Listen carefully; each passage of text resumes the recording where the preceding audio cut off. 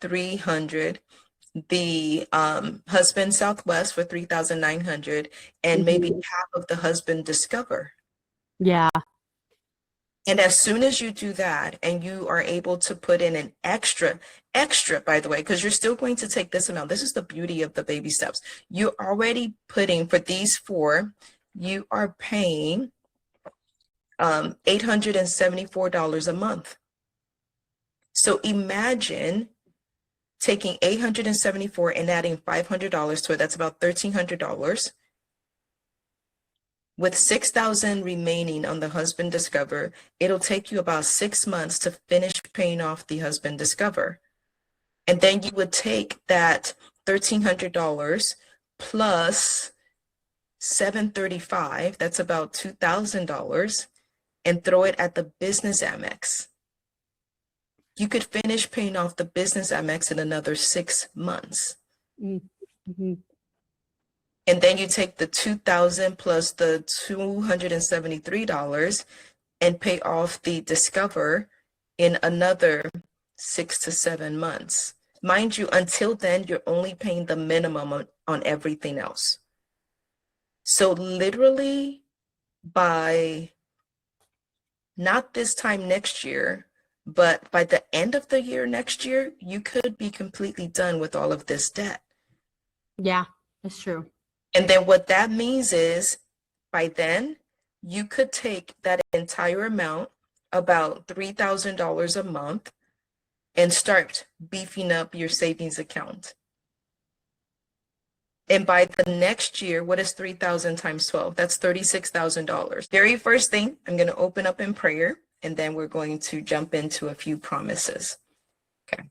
Heavenly Father, I thank you for this amazing time. Thank you because you are God alone. You have already foreseen all of the things that are happening, and I know that you are using all of it actually for good.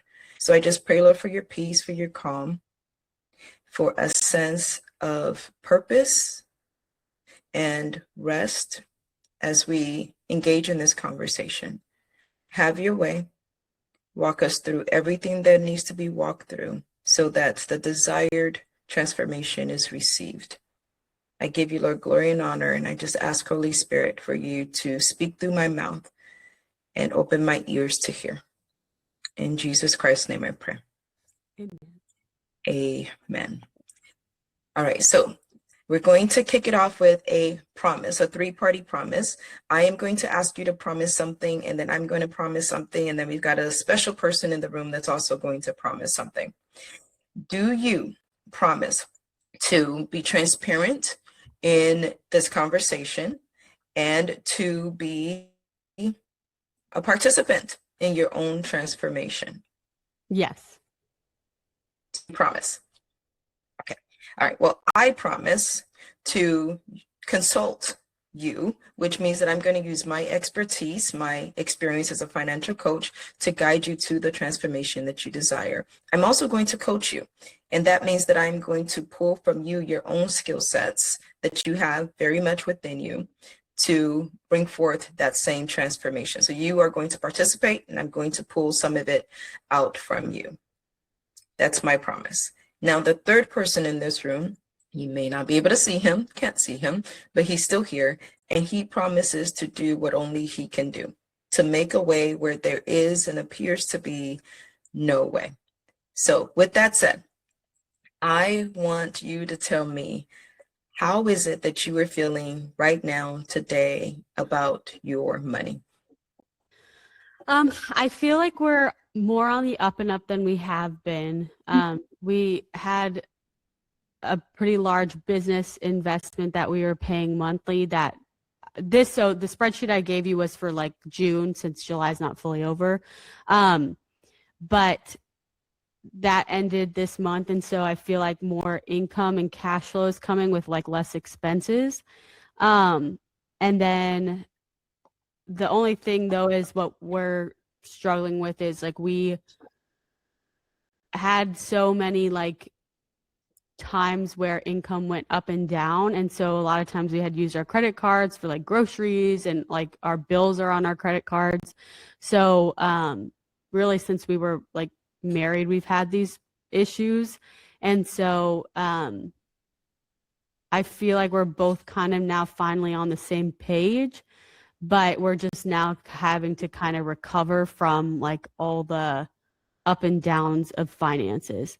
Yeah, because there are just so many things like having children and our house. We had to put like $80,000 into our house from like wood rot and windows and siding and all the stuff that we just didn't know we were going to have to fix, like plumbing. Our sewer line broke. And so we basically drained our savings. So it's like we're kind of both at the place now where we realize, like, for whatever reason, it had been whenever we brought in money, it's like something crazy would happen and like that money would completely go away. So I feel like, yeah. But then we were also a little bit like, in our younger years, just not like managing it in terms of like we weren't looking at it every day. So like we would think that we had funds that we like didn't really have because we didn't really have a plan. Okay. Now you gave us a lot right there. Mhm. And I want you to identify something very clear and concrete because I'm hearing, you didn't have a plan. You made mention about in your younger days. Okay. But you also said things like you drained your savings and you're struggling. So I'm going to share my screen and I'm going to ask you to identify like the 3 key emotions that you would say you're actually feeling right now. Okay. And I'm going to zoom in because often when we don't name our emotions, it becomes a lot of our thoughts. Okay. So that's where you were coming from. The story of the business that you guys are just paying down, or I believe you said in June, it's done. So in July, you should have more money. But what is it that you're actually when it comes to your money right now? This is a feeling wheel. You may have seen this before. And in the middle of it are like the core feelings. Okay. A lot of what I was hearing from you would be categorized in the either sad, disgusted, angry, fearful, or bad. Maybe a little bit with the surprise, but you tell me, what is it that you were feeling when the topic of money and all of those different things that have come up, what is it that you're feeling? Probably, I like the word frustrated. Another one, stressed. And let me see. I think. Let me know if I need to zoom. Oh no, I'm zooming in. And I think another one is shame on there. Or I mean, it is. Yeah, it is. Okay. Yes. So let's talk about that one. What is causing you to feel shame? Well, I guess okay, it's between shame and resentful because I've kind of projected a lot onto my husband. And so I think the resentful maybe is a better word. Because like Okay. he has ADHD and I probably do too, but his impulses have caused a lot of this. And so like, for example, when my parents passed, we weren't expecting any money, but they had fortunately sold their house right when the housing was booming and in cash by an investor. And so we got a lot of money. And like within 2 years, it was all gone because we paid off our credit cards and then we used some to buy our house. And one of the things that he wanted that I did not want was a new car, which we paid for in cash. And the whole thing was I wanted like a minivan and like a used car, and he didn't. He wanted like a new car. And so we ended up actually a couple months ago selling the new car and like we didn't like make the money back, obviously, because it's a car. And so like he's seen now like, oh, that was like a dumb thing to do. But and you know, we bought a really used minivan for the kids and stuff. And so like I feel like it's on the up and up, but I do feel like that is where like the resentment comes in, because like I wouldn't have made that decision. And yeah, but I'm not also like fully, you know, clear by any means, like but it's always been like the big purchases, or like oftentimes I'm the one handling the money, but then I like don't like, it's like I'm in the past was managing the money, but didn't really get to like manage it, because it would just it would be disregarded, like the budget, not on purpose, but like unintentionally. The impulse. Yeah. Yeah, of going on a date or spending more money that we didn't have, kind of stuff. So, but there's also a lot of circumstances too where like the spending to most people I don't think would have been quote unquote a lot. It's just our circumstances were just so bad. Like we moved to a new state 2 weeks after we got married, and my full-time job I got cheated out of and only got 2 hours. And I was pre-warned about this person that hired me, but that she kind of scams people. But basically, I was supposed to have like a $90,000 salary moving here. And then she said, oh, well, I'm keeping the other girl, so I'll just give you 2 hours a week. So we had to use our savings to like make it, because basically she got me here after months, moved us here, and then didn't fulfill on like, it's one of those like contractor-ish jobs. So it was like I would like home health. And so like she would provide clients. I was supposed to have 40 hours of clients that would have equaled 90,000. Instead, she gave me 2 clients. And so I was making maybe 300. My husband didn't have a job yet, so we were living off of savings when we moved here, drained that. And so, you know, then COVID hit, and then I had just finally got a new job in a hospital, and then they cut that, but just to 0, and we didn't get unemployment because they didn't technically fire me. They just labeled us as non-essential workers. So then I didn't get a paycheck. So there's just like a lot of resentment, and like I have felt like a lot of things have happened. And yeah, I would say that there's just like a lot of like trials around money. Okay. Thank you for all of the backstory too. Those are very critical, but I'm going to pull out some words that you used as far as your feelings, and we can touch on that a bit before we go into not the past, but we're going to jump into the future. But before then, I want you to do something. The only dollar amount that I heard you name was the $90,000 salary that you were expecting, that did not go because of all of the, you know, the scam was the word that you used. You refer to your inheritance as a lot of money, but you didn't actually say the amount. And the only reason why I bring that up is because often we label things as a lot or a little when it really is just a number. So can you share what that number was? Yeah, it was 250,000. So the house sold for $1 million and then got split up among all of the kids. So it was a lot, like 250,000. But we had $40,000 in debt, so 40,000 went to that. 60,000 went to our down payment on the house, which we thought we'd be able to afford because the business was doing well at the time.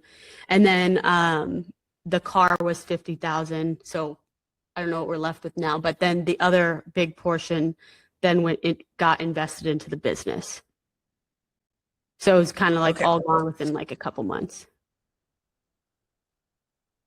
Not a couple months. So I love that. Yes, you said basically within 2 years you had nothing to show for it. So 40K debt, 60K down payment, and I know this is rough numbers, okay, and that's okay if we keep it rough. 50K car, that in itself is 100, so that leaves about 100,000 in the business plus miscellaneous. Okay, so I'm hearing shame, sentiment, some of it at your husband, but some of it just at other people, bosses that did not keep their word, frustrated and stressed. Okay, does that sound right? Any other words any other feeling you would want to add to this? No, I think that's good. Okay, awesome. It's also that you're able to identify the feelings, and I want to pinpoint something that I feel like is a running theme, and I think we can address this as we go on. You said that you feel disregarded, like some of the things that you're saying, hey, maybe we should do this, that it's not exactly listened to. Okay. You said we had to use our savings. Okay. So one of the things that I am going to address as we transition into your future is the importance of being free. So to do that, to look at your future from a place of freedom and love, you're going to have to actually unchain yourself. So this may sound like an offensive question. It's not meant to be offensive, but has anybody sold you for money, like a human being? Was there a bill of sale for Becky? I mean, I was in foster care as a kid, so like I did get adopted by my family. Is that what you mean? No, Oh. I actually mean like a real slavery financial transaction. The likely answer is no. No. No. I think most people would say no, right? Yeah. Like, and then if somebody did somebody buy you for money? The answer most often, and I know that there's still slavery right now, but the answer for most people right now is no. So if the answer is no, then that means that you are free. Oh, You are free to make decisions, right? Yeah. You are free to spend money or not spend money, to give or to not give. Yes. Okay. Even if you don't feel it, I want to make sure that you know that you know that you know that you are. So everything that we're going to talk about going forward in this conversation is about a free Becky. Okay. Okay. That sounds good. Okay. Now I'm going to put up another screenshot here, and we're just going to touch on this one really quickly. I want you to tell me where you see yourself on this hierarchy. Okay. Call it the financial pyramid. Take a quick look at it. Okay. And let me know, where is it that you see yourself? There's the wealth managing, wealth creating, wealth protecting, or managing income and expenses. I'd probably say they're very convoluted because with my husband's job, basically 40% of his paycheck is taken out for savings, retirement, a lot of stuff. So, like I know that we do have that. It's just not like we can't use it or anything. So I would say we're kind of in between the wealth protection and the wealth creation with a lot of debt. Okay. Now, I'm so glad you said that. So when you mentioned your husband's savings and retirement money being put away, that would put you almost in the wealth creation, right? Mm-hmm. And we do but have, then you between the wealth. And you do have what? We do also have, like, I have a savings account too, and a Roth IRA. Um, Okay. but we still have debt. Yeah. Okay. So imagine that this is a building, okay? And that building is being built from the top down. Have you ever seen a building built that way? No. No. The reason why is because the most important part of the building is its foundation. Hmm. And the managing income and expenses, that budgeting and settling debt is a critical piece of wealth building. If you start from the top and you are doing the wealth management and you've got estate planning and all of these things, which by the way are great things, but you don't have the habit to pay all of your expenses and to be out of debt and to manage your budget from month to month and to spend less than you make, anything that you have on top is going to eventually come down. The savings, the interest that you're earning on the savings is literally going out the door in debt interest. So it's almost like you're building something from the top, and that's not your intention, I'm sure, right? Your intention is to have a solid foundation for your wealth. But when you look at a pyramid like this and you can identify that you are on different levels of it, that means that there's not a focus level. Once you have the foundation laid, then you like, I'm good. I've got the skill sets for managing my income and my expenses, no debt, or I'm paying whatever credit card I have. I'm just paying it off month to month. Every month there's zero balance.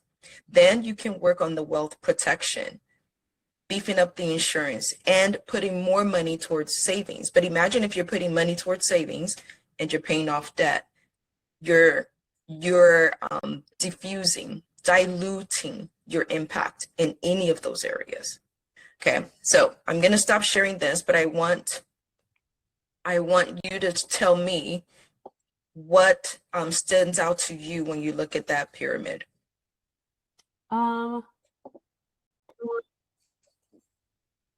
Probably just like that we are focused at the top side, even though we have so much going on down at the bottom. A part of it, though, it's not like we don't get to choose what's taken out. It's like their mandate. So, because they don't really pay the pension. Yeah, but that part, right? Yeah, so that's like, usually in the past the pension was paid by the government, but now the government doesn't want to use people's tax dollars for pensions, so they just take it out of your check. Yeah, so it's not really like a pension anymore. It's really just like a savings account. But yeah, I don't know if that's something we could like opt out of. I don't know how that would work though. One of the things that I love hearing, oh my goodness, Becky, I love hearing the words, I don't know. Because it literally empowers you. Whenever you bump against a wall, right? Thinking of a building, whenever you bump against a wall, you're like, there should be a door here. I don't know where the door is. Yeah. That is literally a signal to find out. So that is going to be your first assignment for today. Okay. Ask the question.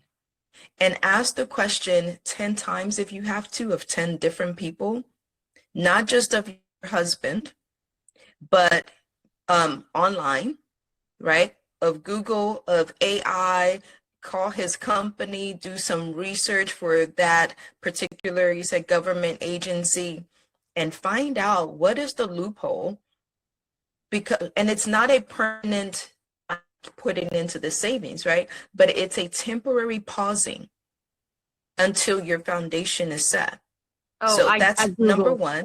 I Googled, they can terminate you for doing that. So that's not an option. Interesting. It's like a So now really you big can say deal, you yeah. know. Yeah. Okay. So now you can say you can't say anymore, I don't know. You know that that's not an option. That's not an option. Yeah. Okay. Okay. So that's good. So when we talk about freedom, this is one of those areas where your freedom is a bit hampered because of the position, because of the agency. That's very interesting with finances, and that could be the case. But then you have other areas where it's not. So we're going to focus on the areas where you are free. Now, I'm going to do one more thing. I'm going to show you one more image before we move on. Okay. And this is to establish for you the whole purpose of what it is that we're doing on this call today. I wanted to really hit home with you. So besides the fact that you are free, I want you to understand that as a result of being on this call, you are also shifting where you are with your money. Okay, what do I mean by that? This is what I refer to as my circle of learning. If you have ever learned how to do anything, and by the way, you have, right? Do you know how to drive? Yeah. Okay. Did you learn how to drive the first 10 minutes you were in a car? No. Okay, give me an idea. What did it take to learn how to drive? I did this like sped up version of driving school, so I had like I think 4 sessions and then got my license. Yeah. Yeah. Awesome. So couple things. You didn't do it in just the first try. No. You mentioned 4 sessions of it, and then you mentioned getting your license. Now, how long before you feel like you could drive from home to work, wherever work was, without thinking about it? Wait, can you ask that question again? Sorry.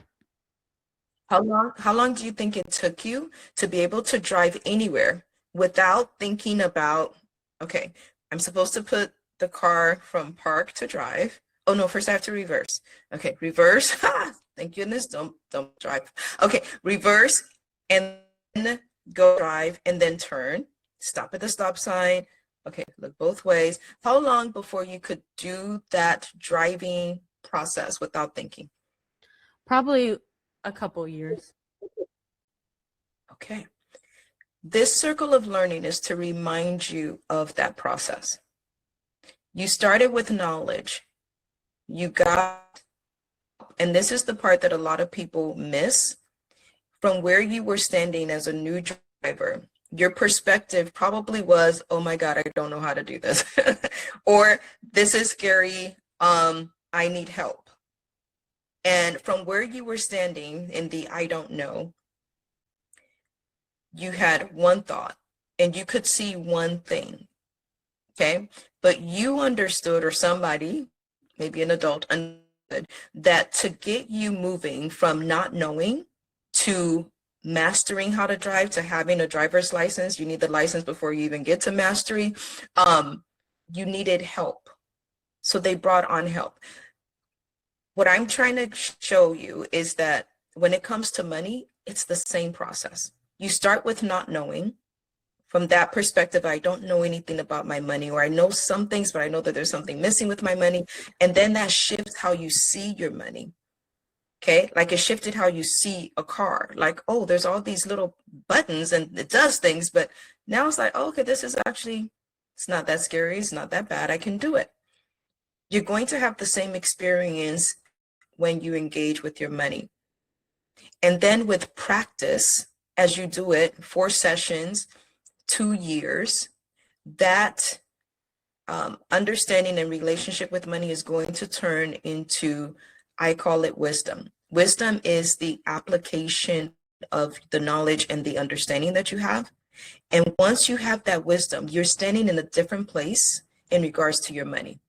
Your perspective on money is going to shift because now you've taken at least one good cycle around in getting help Okay, by the way, you didn't learn how to drive by yourself. There's very few things that we actually learn to master on our own. But as adults, for some reason, we forget how much help we needed to learn how to crawl.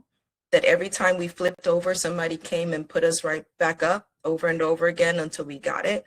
We forget how much help we needed when we were learning how to walk, and we'd fall down and somebody would cheer us on. You can do it, and help us stand back up and try it again and try it again.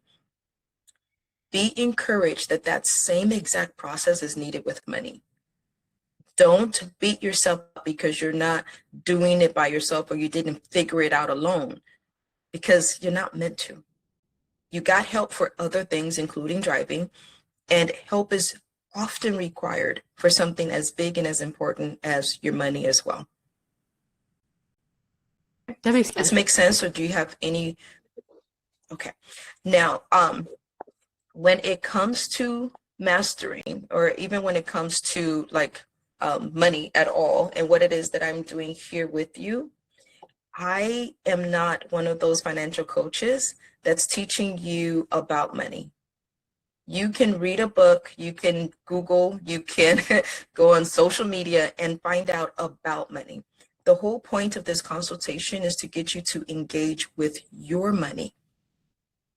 There's a lot of stuff out there, and they're good stuff, but they may not apply to where you are right now with your money.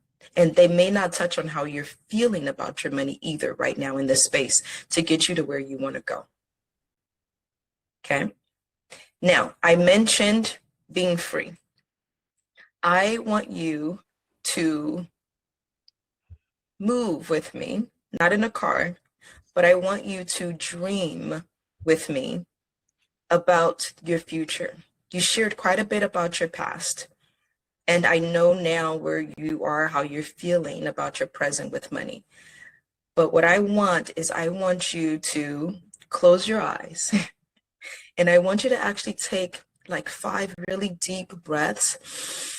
I call it in breathing in wealth and exhaling the poverty mindset. Breathe in the yes, I can do this, and exhaling the oh my goodness, no, I can't. Breathe in the I have help, and exhaling the I have to do this on my own. Take a couple more deep breaths in and out. And where I want you to be, what I want you to do in this dream is I want you to transport yourself into exactly 1 year from now. The same date, 2027. And I want you to share with me, we're going to take it in 2 parts, just 2 minutes for each section, okay?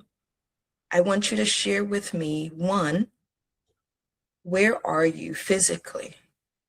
Where are you and who are you with? And what do you find yourself doing as a free person who has built that foundation of her wealth? She is managing money well. She's out of debt. She has gotten help with her finances. And instead of feeling stressed, she feels free. Instead of feeling resentment, she feels collaboration and partnership. Where does Becky find herself 1 year from now? Share, please. Well, maybe this sounds crazy, but I'm on a beach and I have a garden. And yeah, we're out of the house that we're currently in. Yeah. And I'm not like hustling all the time to make money. It's just coming from my assets inside my business versus like book sales. And yeah. And I have like time with my kids. Okay. I'm at the beach. We're at the beach. Who are you at the beach with? My kids and my husband. Okay. Now, which beach? Either one in Florida. Yeah, one in Florida, either like Destin, um, or one like Destin. Yeah. Okay. I love that you say that. I want you to be very clear about which beach, Oh, because when your mind can see a thing, it can move you towards that thing. Imagine being at a street corner and you say, I want to cross the street, but you haven't decided to where, the right, the left, where do you want to go? But the moment you decide where you want to go, your mind will take you there and your feet will move. So be clear about which beach. Now, you said that, what else? What are you doing on the beach? You guys are playing? What are you doing?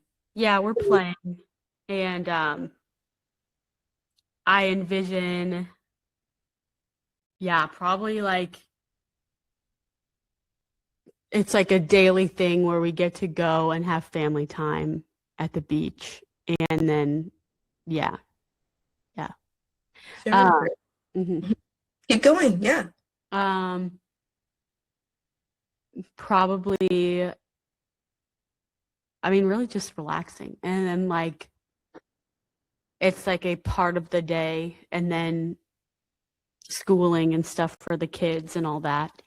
But yeah. Awesome. Awesome. Every day, Becky is at the beach with the kids, enjoying some kind of family time. Yeah. Awesome. Now, this is the second part. On the same day, as free as you are, I want you to share, what are your relationships like? Relationships with the people in your life, relationships with money, and what is the most significant thing that you feel about you? Like, what do you love about this version of Becky this day next year? Probably that I'm just cool as a cucumber and calm. I'd probably say.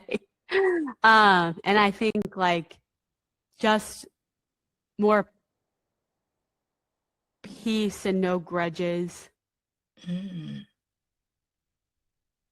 Okay. What are your relationships like? You can name a few people or a person. What is your relationship with the significant people in your life like a year from now?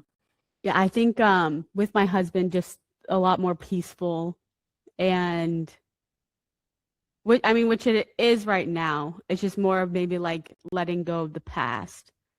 So like the past is not like a thought in my brain anymore. And then with my kids, just calm and they're just very little. So, just fun with them. And then I envision having more of a village because like we moved here and like we don't have family really. So, um, yeah, I would say like having more of a village. Okay. And you mentioned Florida, so this is a village in Florida. Yeah, new village. Yeah, I guess making Okay, I wanted to make sure I was capturing like what state. Okay. All yeah, right. So by this time next year, you're living in Florida and enjoying the beach with the kids, and you've got a community surrounding you, your husband, and the children, yeah, and you feel cool as a cucumber in regards to your finances. yeah. Okay. And how are you? What's your relationship with the finances? Um, Good. And then, now I'm kind of going back to earth too of like we probably won't be in Florida. So I'll have to say Wait. Let me pause you. Let me pause you. We're yeah, dreaming. we are We're not doing okay. Yeah. 2027. Yeah. Yeah, then yes, This is where Becky literally sees herself. that's true. You see what just happened there? Your thoughts try to fight your future. Don't let it win. We're going to bring your future to pass. And the way to do that is to stay focused on it. That's true. And the reason why that came out of your spirit is because that's actually what's inside. You have the desire to be in Florida. And now, because you have said it out loud, you get to unpack it, but resist the temptation to squash it. You Okay. are free, and you are free to bring your future to pass. Okay? Okay. So how are you feeling about your money as the free Becky that you are? Peaceful. Yeah, probably just like abundant. Like I don't feel a lack. And how are you managing this money? What are you doing differently? I think probably making more is part of it. And then definitely just like pausing between both of us on like any type of impulse. So yeah, I'd say that. Like so living within whatever means that we give ourselves. But yeah, I would say that. Oh, this is awesome. Awesome. Well, congratulations on visualizing your future self. Now, I want you to take a few deep breaths and come back to 2026. The goal of this consultation is to now get you from where you are today to create a treatment plan to that future you want. Okay? Okay. So we're going to look at your numbers, your real life numbers today, and we're going to identify what needs to change to bring to pass that future you want. Does this make sense? Yeah. Okay. I'm going to share your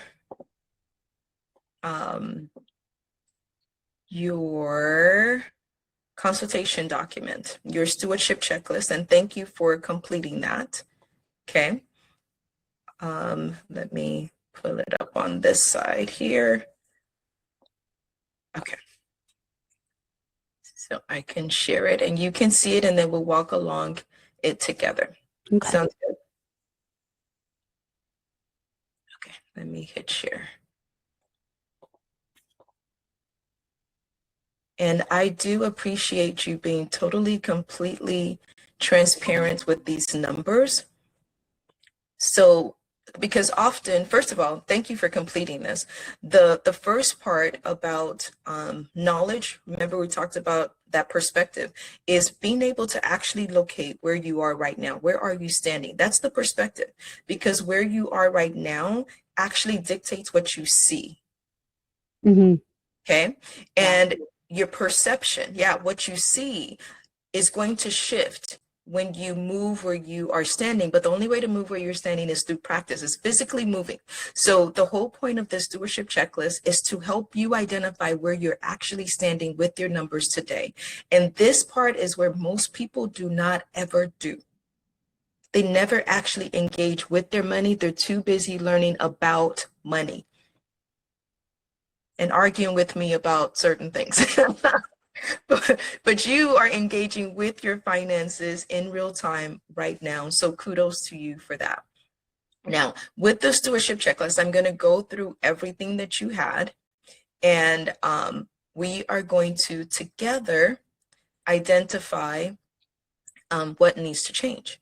So each of these categories, I'm going to zoom in a bit here. Each of these categories, you got to review what your numbers look like right now. Okay, I cleaned up a little bit. Thank you for sharing this with me in advance. And I'm going to check off the categories as we discuss them. and you Okay. confirm the monthly. And this is monthly value or average right now. Yeah. Okay. So did you want to put anything for an average of what you give in a month? So yeah, I do lump sum. So like for example, I gave like $6,000 a couple months ago, from like money that I had gotten from selling stuff. So But if you average all of that out, if you take yeah. how much you gave in the last 6 months, what would be a good monthly average? Oh, well then I would say probably average probably 500. Okay, perfect. And then as far as savings, you're currently not putting money towards any savings accounts right now, is that correct? Correct. Okay. And then with your housing, you have your mortgage and you have an approximate amount that you spend on maintenance and cleaning each month. Yeah, I went through my transactions for last June. So those are just like little repairs we had, but were like stuff we bought to repair stuff in the home. But yeah. Okay. And then groceries, and I did see the note that the groceries and just, at the grocery store where sometimes it's cleaning supplies and different things like that.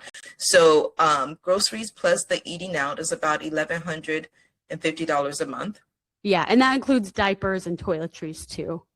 Okay, that is good to know. I like that you mentioned that. I'm just gonna say plus miscellaneous. Okay, yeah. All right, let me check that off there. Okay, and then you do have clothing, kids' clothing. You're not buying too much. They're not growing out of it too quickly at this stage. We use the buy nothing page. So we're basically like people will be like, oh, I'm giving away 2T clothes. And Oh, so nice. really all That's of my daughter's clothes have all been from that. And then when we're done with them, we give them to another neighbor. that is awesome. Yeah. Well done. Okay, I didn't know about that. You have to share that page with me. Other people could definitely I got benefit. a free piano on it. Yeah. Okay, And a nightstand. So people give away stuff. It's great. that is definitely something worth sharing. Thank you very much. And then for transportation, this is approximately how much you spend for gas and tire, just different miscellaneous with transportation. I'm just checking it off. If there's anything you want to add, let me know. Yeah. Or change. No, Okay. I'm sure like when we have tires and yeah, it will be an expense, but I don't know like off the top of my head. Yeah. We don't do car washes, so. Yeah. Okay.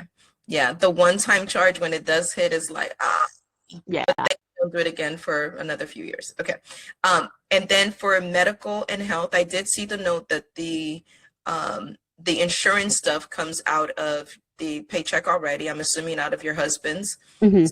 Okay, so this is just auto insurance you pay after, and then dentist, this is after, right? That does not come out of the paycheck. Yeah, correct. Yeah, basically they take about like 500 is our insurance that we pay, but they take it out before the paycheck hits. So And hence, yeah. So all of when we get to the income side, we'll be looking at net, not gross, which is yeah. everything after, okay, taxes, etc. And then for personal, you have fitness and daycare. This is probably one of your more significant expenses here. Okay, and then subscriptions, etc., pocket money, cash, miscellaneous.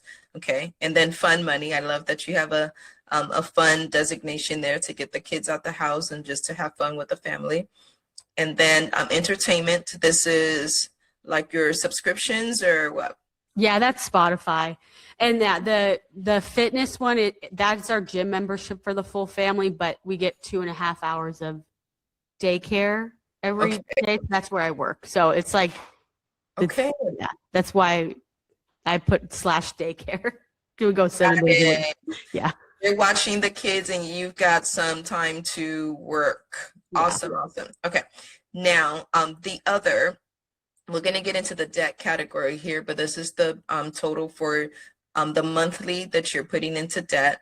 And then I did see this and I put some question marks. Oh, no, that was one time. It was our 4-year-old's birthday. So okay, just happened to be in the month of June, right? Yeah, it happened to be in June. And then Soccer. We had a register, but that goes for like all of fall. Okay. So that hit the bank. That is like paying off the rest of that business investment we made. Does it end in June? Yeah, that's all done. Okay. Got it. And then the kid's birthday was one time. Mm-hmm. Do you have any other birthdays coming up, and will you be doing parties like that? The other two are way littler, so probably not like that. But we're gonna do a combined birthday, and it'll be in November. Awesome. It'll be By live. chance, what day? What? Their birthdays, what days? Oh, 4th and 7th. Oh, They're okay. 12 months apart. Yeah. I'm a November baby. I love my Scorpios. Go Scorpios. We're amazing. Okay, and then you've got the babysitter. Is this monthly? Approximately. I would say it's not really. Well, it will, because I'm gonna be hiring one to come for a couple hours. So I would say that's a little high. Usually it's usually like 100 a month. Okay. Yeah. Okay. Let's put 100 then as far as the monthly. Okay. Okay. Now, on this right-hand side, we have your income, and this is net for your husband, right? Yeah. Your taxes and everything is taken out. And then you put paycheck 2. Is this for you, for him? That's his. So he gets paid bi-weekly. So Oh, I see. So his first paycheck and his second paycheck. yeah. I Yeah. see. Okay, that's good. And then this is your business. Yeah. And this is approximately also monthly. It was really low this month, but yeah. If you look at January through June, what would it be average? Probably 7. The hard part is it used to be 10 last year, and then basically I kind of reworked my business, so I'm like kind of almost starting over. So yeah, I would say probably like 6 to 7 is the average. Okay. But yeah. Right. But you have what's called a fluctuating income and consistent income. Very Would much so. you prefer to use this number as your base, like your absolute low, or would you prefer to use 6 or 7? For absolute low, I would say that would be a good, because that was absolute low. So Okay, so then that's what we're going to work with. Your income on a monthly basis is about 11,679. yeah. Okay. But this actually, looking at your budget, your monthly budget, you are spending about $4,000 above your income every month. Yeah. That sounds right? I mean, for this month, yeah. I mean, I will say, like, if you remove the 6,000 from the business for next month, then we'll be below it. And then, yeah.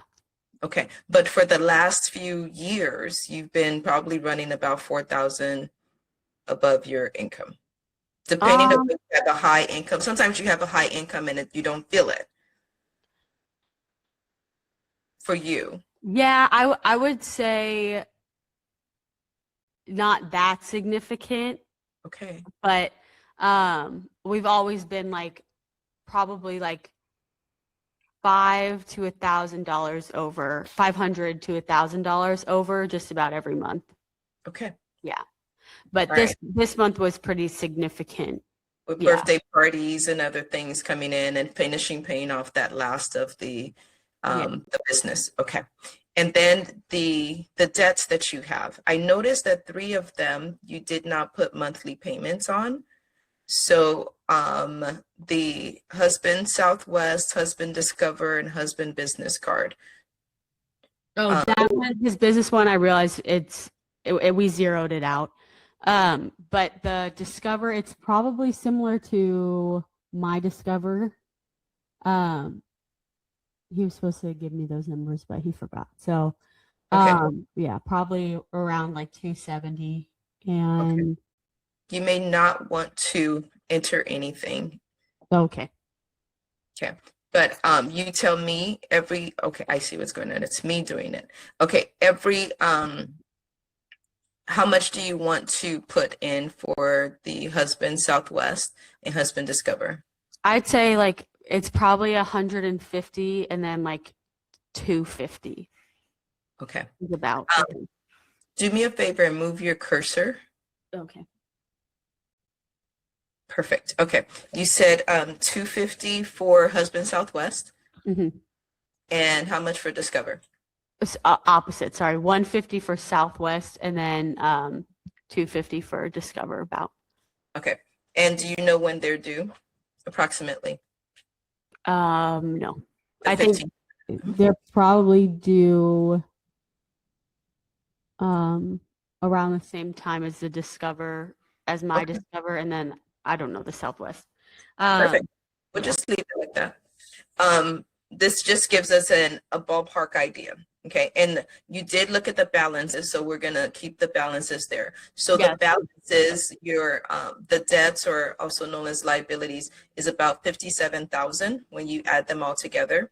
Mhm. Okay. And this doesn't include the business that's already paid off now, right? Your husband's business Yeah, credit. that's fine. Yeah.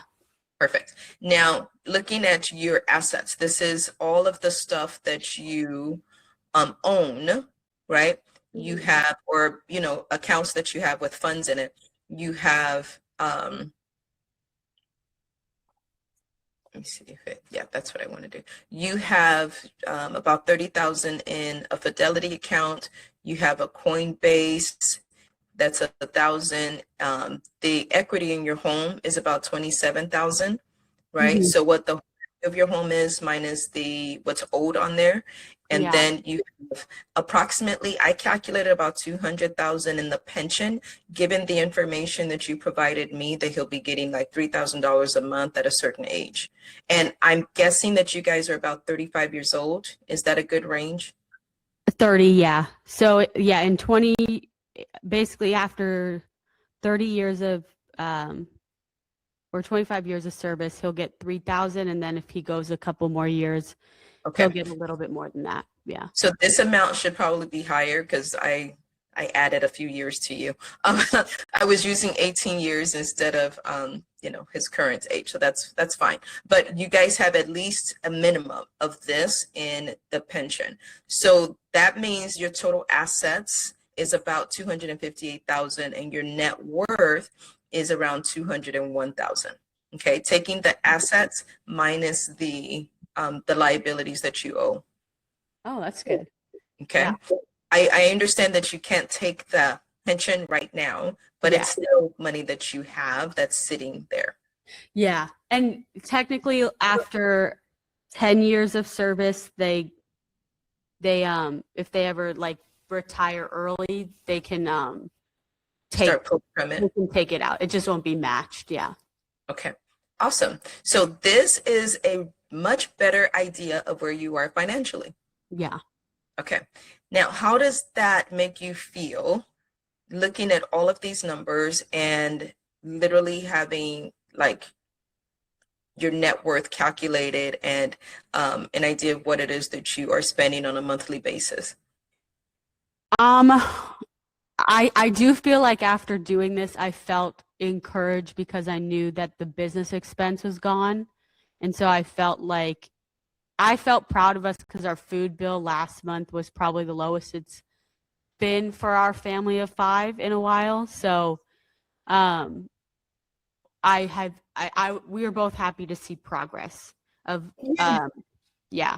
And so I think, yeah, having it written down was encouraging to know that we kept the things that we could control under control in the moment, and that it's doable to get the debt off sooner than I think we thought. Okay, doable. I love that word. Now, there was a question I did not ask you when we started this. Maybe you can tell me and then tell me if we've accomplished it.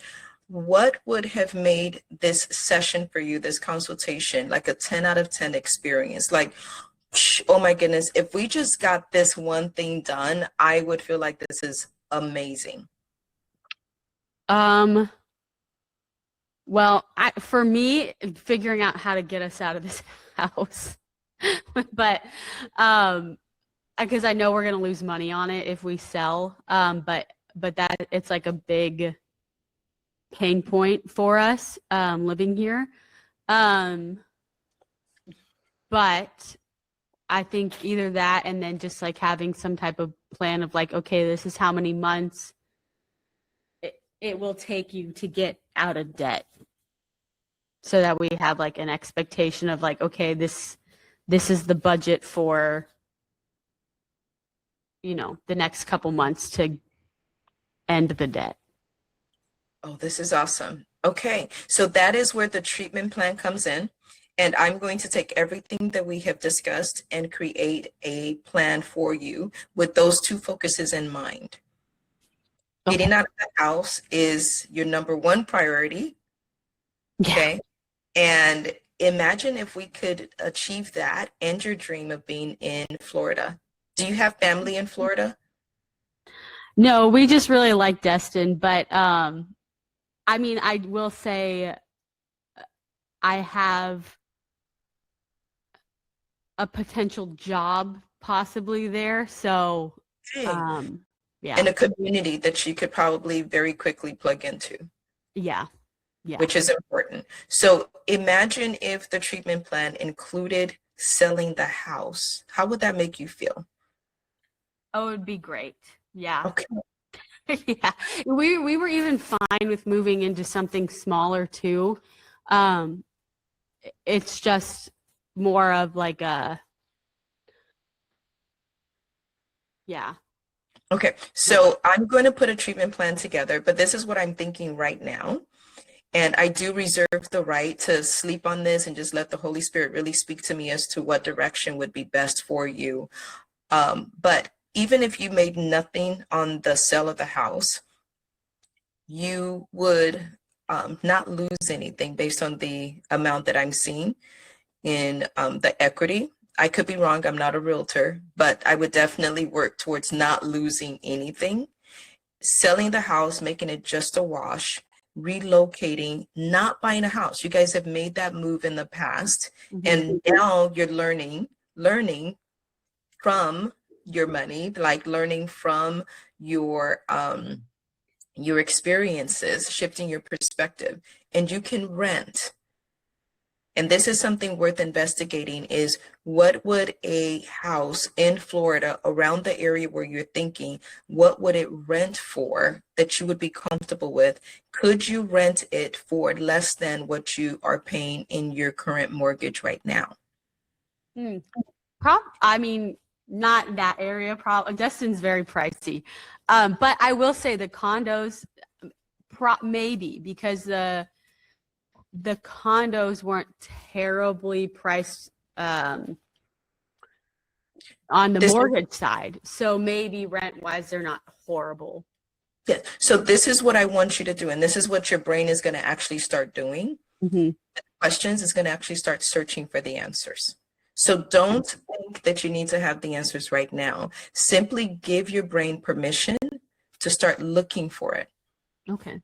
Okay, looking for how to reduce our expenses by lowering how much we pay for housing. Imagine if, even if it's just $500 savings a month. Yeah. Okay, that would be significant towards paying down the debt. Yeah. Yeah. Okay. So those are the things that I would look at as far as resolving the housing issue and getting you out of debt.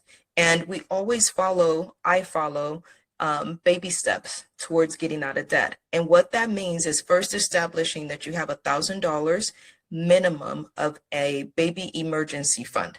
And right now you already have that. You have about $29,000 in Fidelity. Okay, the second step is to pay off all of your debt. Now, that may scare some people when you have some money in the savings to then put it towards your debt, like, but I don't have savings. But the reality is you didn't have savings either. You didn't really have savings because you had all of this debt. Yeah. So if you keep $1,000 in your baby emergency fund, and literally threw, even if it's not the entire 28,000, but even if you threw 25,000 at your debt, you would be covering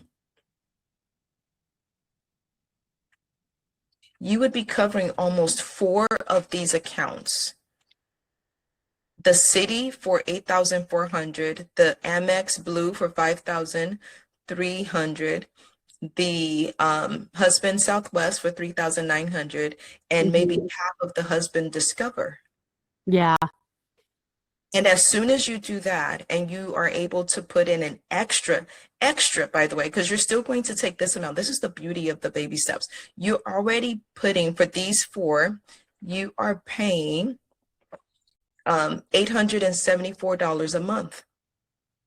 So imagine taking $874 and adding $500 to it. That's about $1,300. With 6,000 remaining on the husband Discover, it'll take you about 6 months to finish paying off the husband Discover.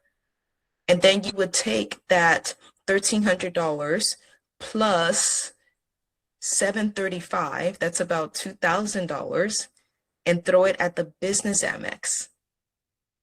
You could finish paying off the business Amex in another 6 months. Mm-hmm. And then you take the $2,000 plus the $273 and pay off the Discover in another 6 to 7 months. Mind you, until then, you're only paying the minimum on everything else. So literally by not this time next year, but by the end of the year next year, you could be completely done with all of this debt. Yeah, that's true. And then what that means is by then, you could take that entire amount, about $3,000 a month, and start beefing up your savings account. And by the next year, what is 3,000 times 12? That's $36,000. How does that sound to have $36,000 in your emergency fund, like your fully funded savings account? That'd be good. I would be happy with that. Okay, that is literally what you would expect to see if you follow these steps. And the beauty of what I do is I really do work with couples a lot. Because once you start moving, your spouse starts seeing a change, not just a change in the numbers, but a change in you. And they start supporting what you're doing. So that stress feeling and that resentment, they don't like it either. They'd rather feel you being cool and calm. And when you have a game plan for your numbers, you start feeling cool and calm. And I love this word, hope. You start having hope for the future. And that is easier to get them on board when there's a hope and a game plan specifically. Like, we're doing this thing right now to pay off this next bill. Help me. And don't, when it comes to husbands, is it okay if I share with you one thing, and we'll close out in just a few minutes, okay? If you find it difficult to get your husband on board, try not telling him the whole game plan. Okay. Okay. Only tell him the first step. Okay. Right now, we are going to pay off these 4 credit cards. And any extra money you make in overtime, any extra money I make in the business over this, our regular income, we're going to throw it at your husband Discover. And once that's done, by the way, we are canceling those cards. You will not charge on them again. Can I get your promise? Pinky swear, please. Yes. Yeah. And that's the plan. He's actually been doing that recently, of that my business funds, it's like we both own it. So he said the next check for this month is going to go straight to the full cards. Perfect. Now, this is the other thing I want you to do. Have permission when you have, I saw the fund budget, when you guys do pay off each thing, designate whether it's $50 or $100 to celebrate. Okay. Yeah, we can do that. That'd be fun. Don't go overboard. I didn't say 1,000 now. Yeah. I just said $100. Go to Florida beach trip. Yes, whether it's ice cream or a date night, but Yeah. it's so important that your body feels like you achieved something. You ran a race. At the end of that race, give yourself a medal. You did something that you have not done in probably what, 5, 6 years? How long have you guys been in this debt together as a couple? Probably, I mean, almost maybe like for 5 years, maybe. Okay, you mentioned after COVID, a bunch of things just kind of went downhill. That's when we got into debt. Yeah. We were in debt until COVID. Yes, so about 6 years ago, 6 years and been yeah. carrying this weight. So your body needs to feel some kind of a celebration every time you guys are going in the direction that you want to go. It's called being aligned. Okay, like what would you describe as your family values if you had to name any? Like what it is that you and your husband stand for and believe in? Just in general? Mhm. I think raising our kids in the faith is a big one for us. I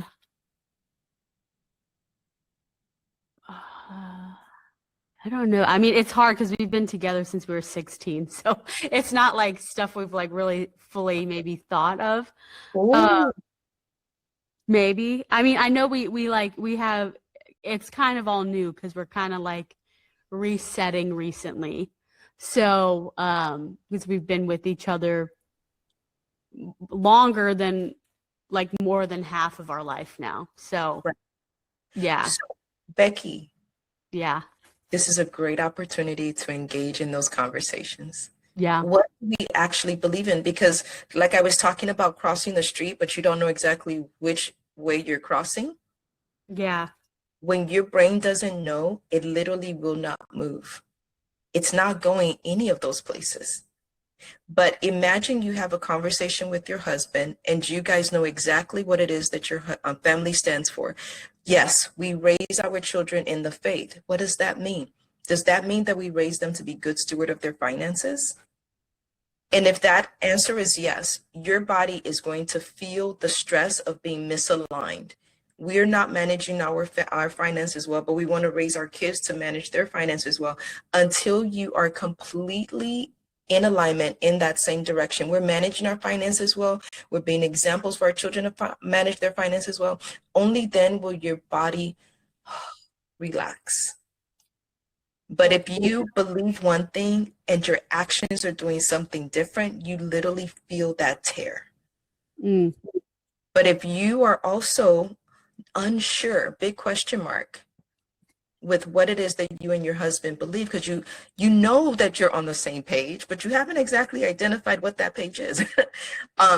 It's that question mark also causes you to not move, and to not move as quickly or as confidently in the same direction as you could. yeah, that makes sense. Okay, so that's your second assignment, is to have those conversations with your husband. There are different cards, couples conversation things that you guys can do to engage in that and to really understand where it is that you're aligned. So that way you can have words to it, so then you can speak it also out loud to the kids. This is what our family stands for. Yeah. It helps you in making decisions. We're not going to spend money on that new car because our family stands for being out of debt and we can't do it yet. Yeah, that makes sense. Okay. Awesome. I want to give you an opportunity to ask me questions right now before we close out. Is there anything that you are unsure of or would like clarification on as I build this treatment plan for you?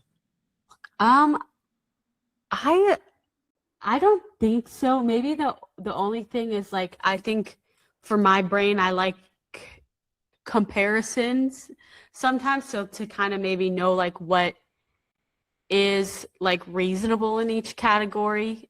Oh, it will include that. It Okay. absolutely. Yes. Because that way I know like are we like over or like under in certain ways. But yeah. Yeah. It definitely will include that, like a range of where you should be percentage wise is what I like to look at it for each of the categories that we talked about. Okay. Yeah. That Okay. makes sense. Question for you. Yeah. How do you feel now? Good. I feel good. Yeah. Good is not a feeling word. Oh. I feel positive. I feel my feelings. I feel happy. Is that an emotion? That is definitely emotion. Yeah. What's under the happy? Just like knowing that we aren't so far behind. Honestly, it was cool to see the net worth and not think that I was in the full negatives, because I didn't really consider that delayed pension as being a part of it at all. So, yeah. That Looking at that we're not too far gone, I guess. absolutely. Yeah, it's always about being present wherever it is you are right now. It's not a lot, it's not a little, it just is the actual numbers. So you had an opportunity with this consultation to look at your actual numbers and identified where you're standing. Your perspective now, Becky, is shifting. It's only going to shift as you practice and put in play the treatment plan. Yeah. Okay. Yeah. Then in a few months where you're standing, how you're looking at the direction you're looking at your money from is going to be significantly different. Yeah.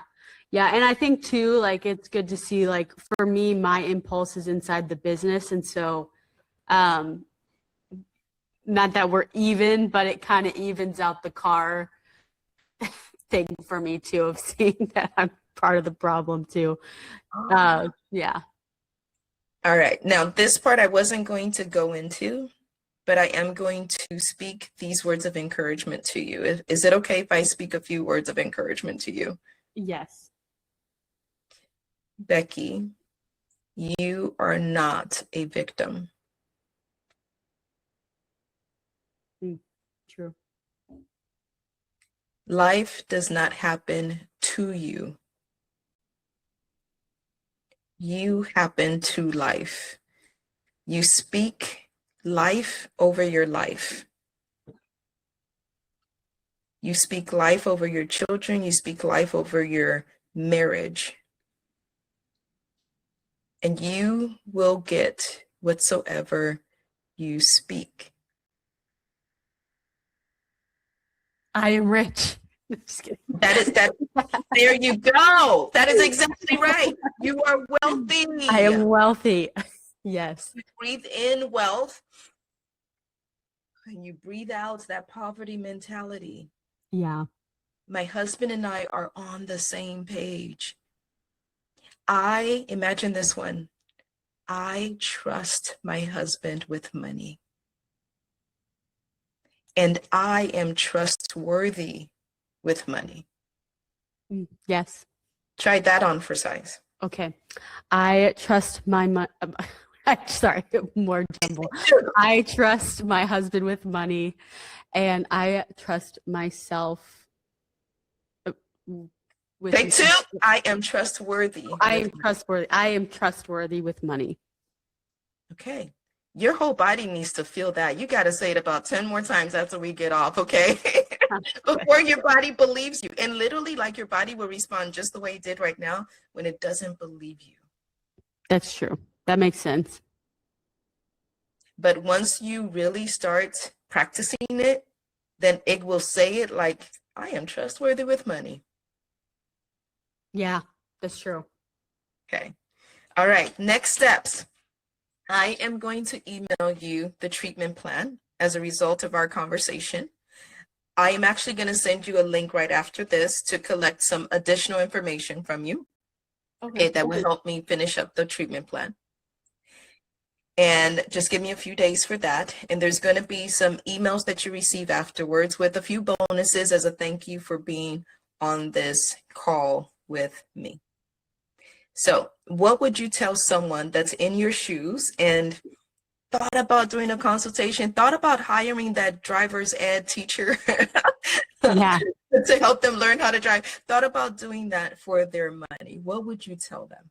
I would say that a lot of times we feel like we can do it, which we can, but oftentimes we don't until we put that intention down. And so this is something that, because I had a deadline to do this, I actually had to go and look at all my transactions, and it's not something we have been good at doing. So it was really good to have forced myself to do this and have somebody else actually look at it. Yeah, I think they should do it. Awesome.